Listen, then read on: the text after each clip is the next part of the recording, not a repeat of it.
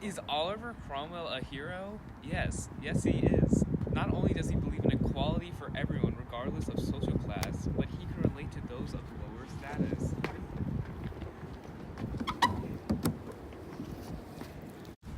Growing up, he spent most of his life as a working farmer, and when he finally gained enough money to attend college, he chose to come home to support his mother and 7 sisters after his father passed.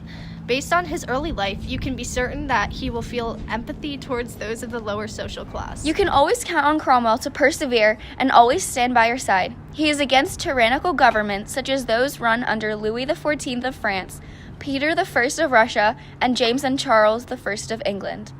He was the poorest member of the House of Commons, and even when everyone from the House of Lords sided with King Charles I, Cromwell stood by his ideals and stuck by the underdogs. At first, his army comprised of members of Parliament was easily defeated by Charles's forces. But that didn't stop Cromwell from fighting against the unjust king. He invited new members of all social classes, not just the wealthy, to join his army. And he worked hard to train his men so that they would be able to overcome the enemy. Not only did Oliver Cromwell train the parliamentary army, which he then named the New Model Army, but he himself fought on the battlefield for 40 out of the 45 months he was general. He does not consider himself more valuable than anyone, and he will certainly stand by you through the good times and bad. It was because of Cromwell's bravery and discipline that England won the Civil War. After he fought for the execution of Charles I, he established the Commonwealth and ruled with the Rump Parliament, or members of Parliament who fought with Cromwell during the war. Cromwell will listen to your opinions and take them to heart.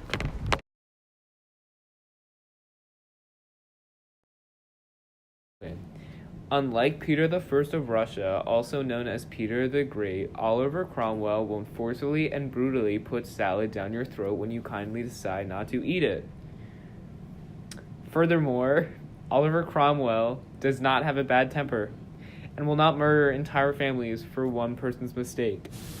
James I is the guy that, when leading a ship towards an iceberg, will jump off and let the ship crash rather than turn it around and save everyone. He will bail on you when times get tough. Rather than using his money to help the lower class, Louis XIV of France used their tax money to build a palace.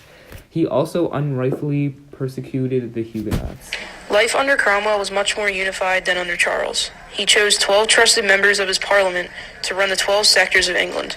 For Cromwell, this will be appropriate for ensuring that strong governors run each state here in America. Cromwell also elected trusted judges to have a strong legal system. In America, this is a top priority for the people to have a fair judicial system. In America, the graduation rate is 80%, but with Cromwell's encouragement for literacy and education, it can be higher. On the foreign policy side, Cromwell's goal was dependent on the interests of the Commonwealth. This had to deal with forming treaties of peace for trade called the Navigational Acts. These acts established England as a merchandise power on the seas, predominantly over Spain, France, and the Dutch. For America, Cromwell can ensure safer and more productive trade agreements with China by creating logical trade tariffs for both countries. These characteristics and many more make Oliver Cromwell the kind of guy you want as your president. He cares not only about the upper class, but the lower class as well. Growing up poor, he could relate to their struggles, embedding him with the empathy necessary to connect with their needs. But this sympathy does not detract from his ability to rule with an iron fist. You can count on Cromwell to stick by his beliefs even when times get tough. Cromwell won't give up. When he sees something that he can improve on, he will work towards it until his goal becomes a reality.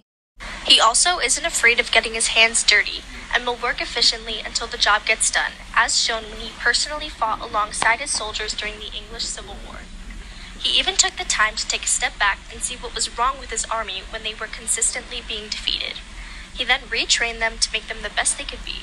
As you can see, Oliver Cromwell as your president is an opportunity that you don't want to miss. After the death of my husband, my son, Oliver Cromwell, never left my side. Isn't that right, Crommy? Yes, I'm Oliver Cromwell, and I approve this message because we should all listen to our moms.